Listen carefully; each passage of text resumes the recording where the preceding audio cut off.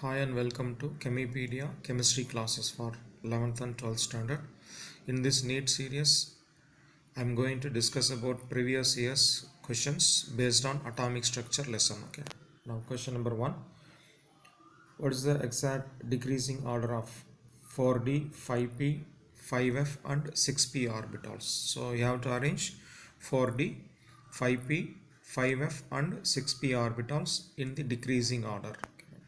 Now for this we have to use n plus L rule. We have to use n plus L rule, that is sum of principal quantum number and azimuthal quantum number rule. Okay, so now 4d orbital n plus L value is about 6, 5p it is also the same, whereas for 5f orbital it is about 8, whereas 6p orbital it is about 7. Okay, you know that L values azimuthal quantum number for SPDF orbitals is nothing but 0, 1, 2 and 3, 0. Based on that, so I have calculated n plus L values for these 4 different orbitals. So according to the Offa principle, first electron enters the orbital which has lowest n plus L value. If two orbitals are having same L plus L value, then the electron enters into the orbital with lowest n value, isn't it? So according to the lowest n plus L value, 4d and 5p, so they are having same n plus L values. So the one with lowest n value, 4d orbital, isn't it? So for 4d first, then 5p, then after that 6p orbital, then finally it goes into 5f orbital, isn't it? But the question is, they are asking decreasing order, isn't it?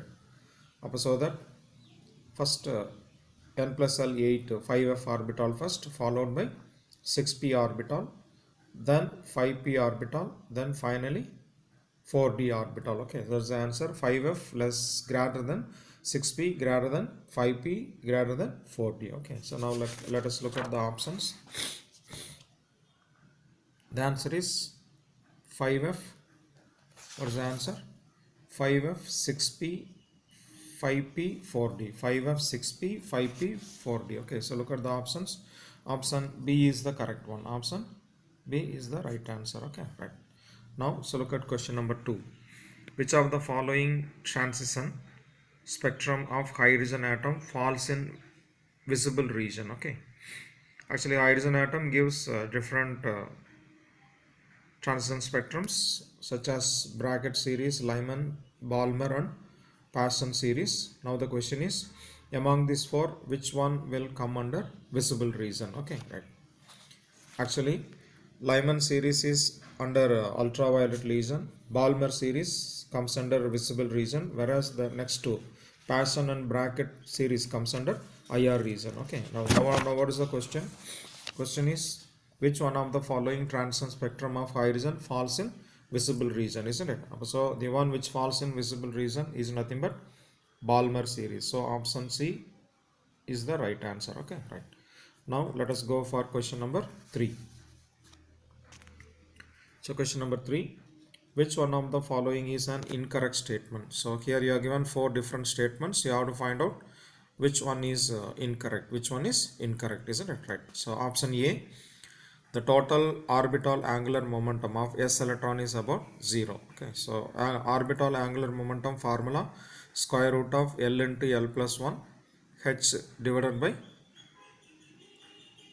2 pi, isn't it? H divided by 2 pi, so that when you substitute L value for s electron, that is about 0, probably will get about 0, isn't it? Right. Then option B, orbitals are designated by 3 quantum numbers, whereas the electrons by 4 quantum numbers. Okay, so whereas the first 3 quantum numbers, principal quantum number, azimuthal and magnetic quantum number, mainly discussing about the cell and subcell, whereas the last one, spin quantum number, is mainly discussing about the direction of spinning of electron, isn't it? So that the orbitals are designated by 3 quantum numbers and the electrons by 4 quantum numbers, that is including spin quantum numbers. That is the right statement, isn't it? Right. Option C, there you are given the electronic configuration of nitrogen atom, isn't it? Here 1s orbital with 2 electron, 2s orbital with 2 electrons, and 2p orbital with 3 electrons, isn't it? You know very well that nitrogen is having half-filled p orbital, isn't it? Right. But look at the electronic configuration in p orbital. So px orbital with 1 electron, which is spinning in clockwise direction, py orbital electron also in clockwise direction, whereas look at the last electron. So it is given with a downward arrow, isn't it? Which means that the last pz electron is given such a way that it is spinning in a anti-clockwise direction, isn't it? But normally when we have single electron in orbitals, normally we use draw with clockwise spinning. So this is the exact electronic configuration of nitrogen. What is given in the question is nothing but this one, last pz orbital with anti-clockwise spinning, but probably it is supposed to be clockwise spinning, isn't it? So that this one is the right electronic configuration of nitrogen atom. Okay, now this is given the question, so that option C is the wrong one. Option C is the wrong one. Okay, and one more option is given. Option D, m value for dz square orbital is about 0. That also a correct one. Okay, so correct answer is option C. Okay, right. Now let us go for the next question. Question number 4. Identify the wrong statement. Okay, you have to find out the wrong statement among these 4. Okay. Right, Heisenberg's uncertainty principle expression delta E into delta T is greater than or equal to h divided by 4 pi, isn't it? Is nothing but another expression of Heisenberg's uncertainty principle. Okay, so look at this. You know that energy equation, Einstein equation, E equal to mc square, isn't it? That is for photon. For any other particle, we write as mv square, isn't it? Right. So that the previous equation you can write as delta E equal to m into delta v the whole square, isn't it? Right. Now you know that delta v, that is change in velocity, is nothing but change in position with respect to change in time, isn't it? So that in the place of delta v, I am going to substitute this one, so that I get delta E into delta t equal to m into delta x square divided by delta t. I keep it as equation 1. Then this is the mathematical expression of Heisenberg's uncertainty principle, isn't it? Del x into del p is written as m del v greater than or equal to h by 4 pi. Del v or place I am going to substitute del x divided by del t. Okay, right. Now so when you multiply numerator terms, m into delta x square divided by delta t equal to h by 4 pi. Now just compare equation 1 and 2, isn't it? This is nothing but right side portion of equation 1, isn't it? So that this is equal to h by 4 pi. So I am going to substitute h by 4 pi in the place of m delta x square divided by delta t, so that I am getting delta E equal to delta t, delta E into delta t greater than or equal to h divided by 4 pi. So this is nothing but another mathematical expression of Heisenberg's uncertainty principle, isn't it? So that first option is correct one, isn't it? Right. Then second one, half-filled and fully filled orbitals have greater stability because of more exchange energy and symmetrical arrangement of electrons, isn't it? That is the correct one. Basically, half-filled and fully filled orbitals are highly stable because generally they release more amount of exchange energy, isn't it? As well as they have symmetrical orientation. Then option B also correct one. Option C, de Broglie equation, lambda equal to h divided by mv. That is the right expression of de Broglie equation. Then the last one, look at the last option D. Energy of 2s electron is lesser than energy of 2p electron in hydrogen like atoms. Okay, right. So basically energy of electron is depending upon principal quantum number, that is n value, isn't it? So that the option D is the wrong one. Option D is the wrong one. Okay, probably the electron in 2s and 2p orbital have nearly same energy. Okay, but here it is given 2s with less energy than 2p orbital, so it will be a wrong statement. Okay, right. Question number 5. How many electrons in orbital with n value equal to 3? L is 1, m is plus 1, isn't it? Right. Now n3 is nothing but third cell, L1 is it subcell with magnetic quantum number plus 1, isn't it? Right. So you know very well that in p subcell there are 3 different orientations which are nothing but px, py and pz. Probably these are nothing but 3px, 3py and 3pz orbital, isn't it? Then according to the magnetic quantum number, we give -1 to the px orbital, 0 to py, and +1 to pz orbital. Now the question is how many electrons present in the p orbital with m value +1, isn't it? So that there will be 2 electrons. Okay, so the answer is 2. So look at the options. How many electrons present in the orbital with n3, L1, m +1? So the answer is 2. Okay, right. So next question number 6.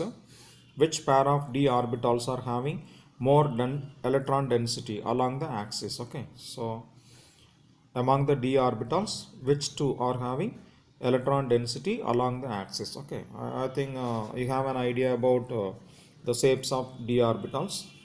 The first one is nothing but the shape of dxy, dyz and dxz orbitals. Here you can see that cloverleaf for double dumbbell is lying between the axes, isn't it? So that here along the axis density of electron will be less.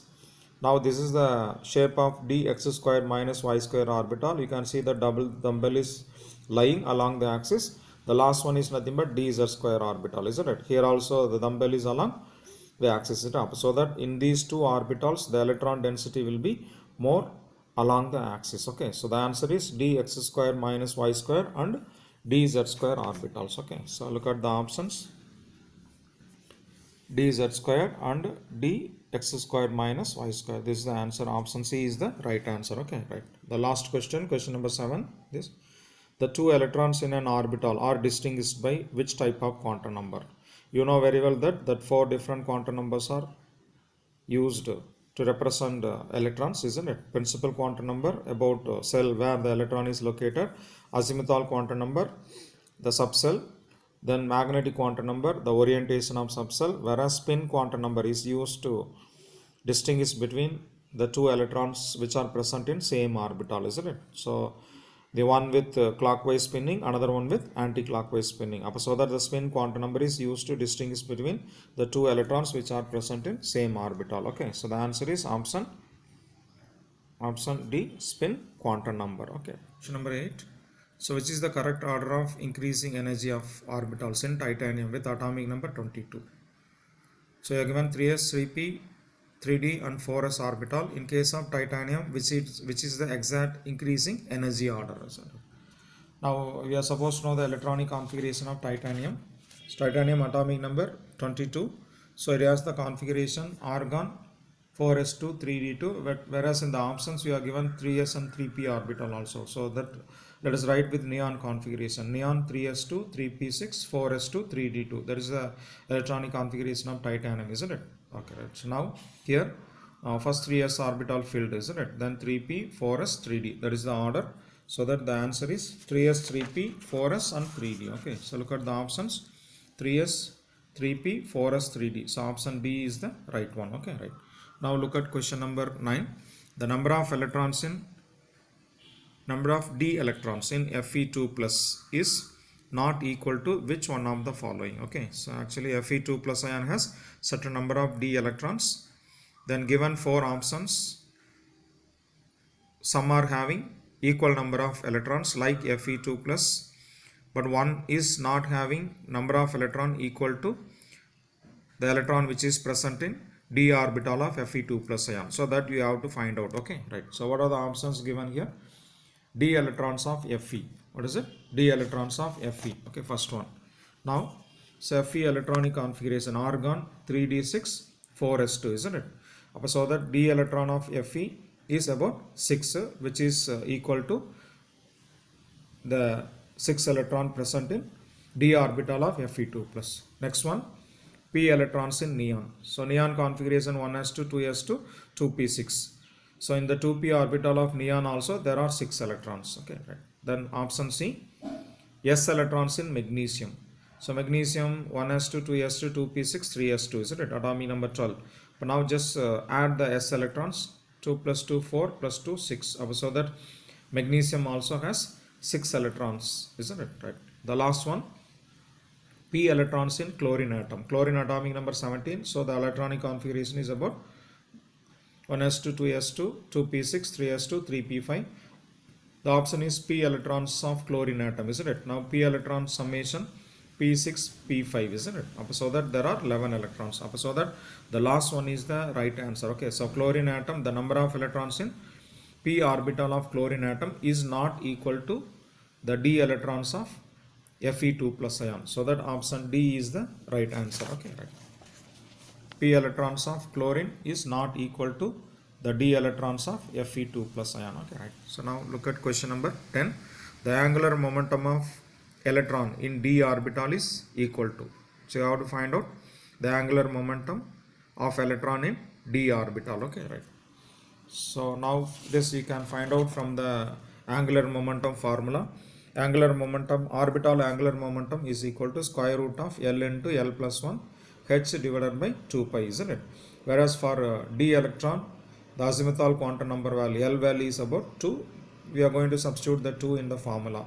So square root of 2 into 2 plus 1 h divided by 2 pi, isn't it? So that I am getting square root of 6 h divided by 2 pi. Okay, that is the angular momentum of d electron. Okay, so let us look at the options. Square root of 6 h divided by 2 pi, isn't it? So option C is the right one. Okay, right. Now question number 11. So what is the maximum number of orbitals? Maximum number of orbitals for n equal to 3, L equal to 1, ML equal to 0. Okay, right. So now, so this is nothing but third cell with a subcell L value 1. So it's nothing but 3p subcell actually. It's nothing but 3p subcell. You know that in 3p subcell there are 3 orientations, 3px, 3py and 3pz. Whereas magnetic quantum number is given about 0, isn't it? So normally we give magnetic quantum number -1, 0, +1 for px, py and pz orbital. Okay, so ml value is about 0. So that is nothing but py orbital, isn't it? Py orbital. Actually it is supposed to be this one, middle one. Okay, py orbital, not this one. Okay, right. So that the question is maximum number of orbitals. Maximum number of orbitals for n value 3, L value 1, ML equal to 0. So the answer is 1 orbital, isn't it? So option A is the right one. Option A is the right answer. Okay, right. Now we go for the next question. Question number 12. Calculate energy in joules of a photon with lambda value, wavelength value. It is about 45 nanometer. Okay, so now they are asking to find out energy of light or photon whose lambda value is about 45 nanometer. Okay, right. So now that for this we have to use energy formula. So you are supposed to use the energy formula, Planck's quantum equation, E equal to h nu, isn't it? So nu is nothing but c divided by lambda, isn't it? So I substitute c by lambda in the place of nu. Right. Up now I substitute the values in the formula. E equal to h value 6.62 into 10 power minus 34 into c is nothing but velocity of light or photon 3 into 10 power 8 meter per second. And the lambda value is given the question. It is nothing but 45 nanometer, which is nothing but 45 into 10 power minus 9 meter, isn't it? Right. But now I cancel this 3 and 45, so I'm getting 15. But 6.626 divided by 15 into, when this goes up, plus 9, 9 plus 8 plus 17, minus 34 plus 17, so minus 17. 6.626 divided by 15 is nothing but 0.442 into 10 to the power minus 17. Okay, so I write it as a single decimal number, so I'm getting 4.42 into 10 power minus 18 joules.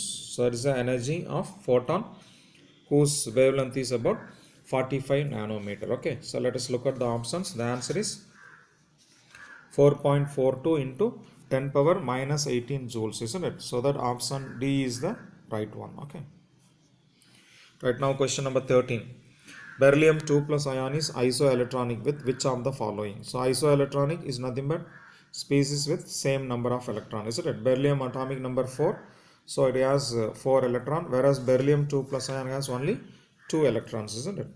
So the number of electrons in beryllium 2 plus ion is about 2, whereas the options given H plus ion, so it has no electron at all, because hydrogen has 1 electron, H plus ion with 0 electron. Lithium plus ion, lithium atomic number 3, so lithium plus has 2 electrons, so probably this is the answer, isn't it?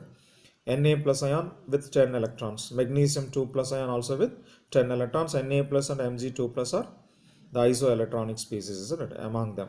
But now the right answer is Li plus ion, which has a number of electron equal to Be2 plus ion, about the 2 electrons. So the answer is option B, Li plus ion. Okay, right. Now let us go for question number 14.